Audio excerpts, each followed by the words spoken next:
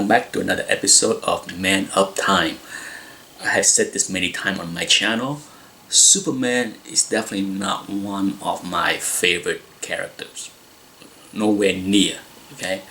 But I appreciate Superman for the historical significance of Superman. So over the years, I look at many Superman action comics cover, and for the most part I don't really care to own most of them.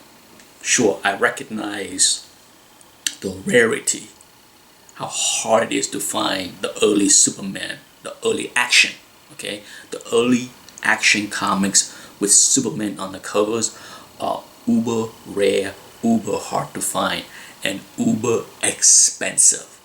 The odds of me owning them, rare to never.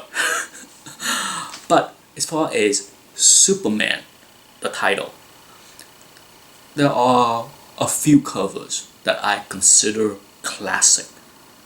Covers that I love and appreciate and want to have in my collection, even though Superman is not my favorite character.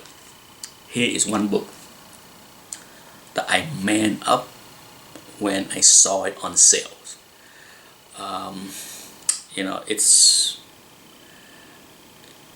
It's one of those covers that had been swiped many times, and often the later covers get more recognition. And let me show you which one it is. Yes, the first chain bursting Superman. Most of collectors today are more familiar with, of course, the Neal Adams covers, right? The one that are beautifully drawn and most people are chasing after for the most part. But this copy, another one that I bought in a slab that I cracked out. You know me, I don't crack out that many slab because I've always felt that that's a destruction of value.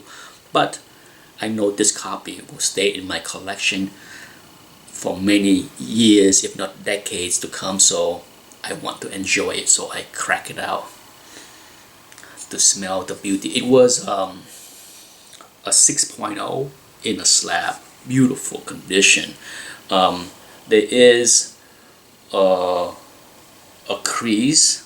It's a yellow cover, okay, so it tends to hide the flaws very well. But if you hold it up to the light, there is a light crease, like whoever it was that owned this book before fold back the cover to read, so you can see like a reading crease that go all the way. You can barely see it, okay?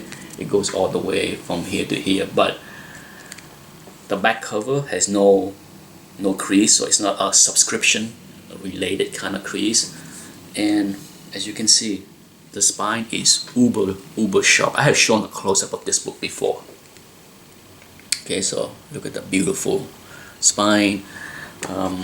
Gorgeous book. I mean, I was so happy to man up for this book because, as you can see, the interior cover are not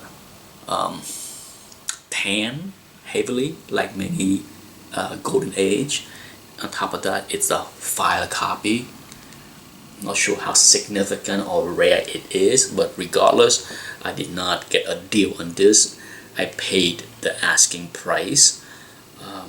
It's been a few years. I bought this from the CGC forum, and if I had to guess, I believe it was Filter 81 in Rochester, New York. I'm sure Patrick know who I'm talking about, as well as other CGC forum members that are watching this video. Yes, that's where I bought this book from. I believe gotta be like 4 years ago, because I remember showing this book in a video maybe 4 years, maybe 3, but at least 3 or 4 years ago.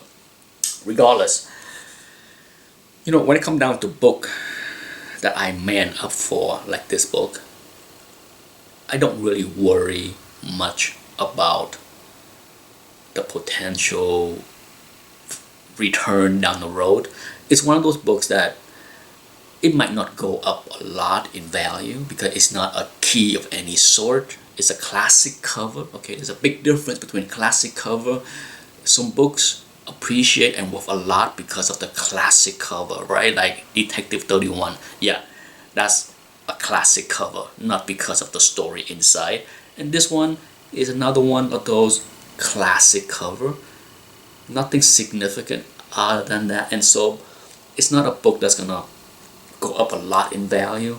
It's certainly a book that is not easy to find in this condition, right? So yeah, when I come down to books like this, even if I don't care much about Superman, I do recognize how awesome this cover is, and it is a book worth manning up for and crack out of the case to enjoy. And that's it for this episode of Man Up Time. Until the next Man Up book. Bye bye.